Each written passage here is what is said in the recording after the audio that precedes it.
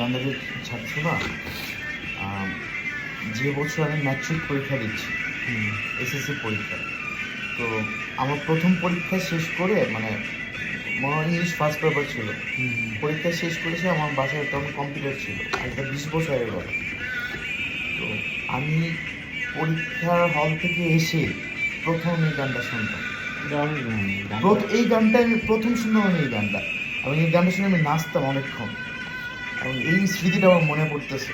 এই গানটা যে আমার কী প্রিয়, আমার মনে আছে আমি পুরো স্কুল লাইফটা খালি এই গানটার উপর আমি একটা ইয়া ছিল।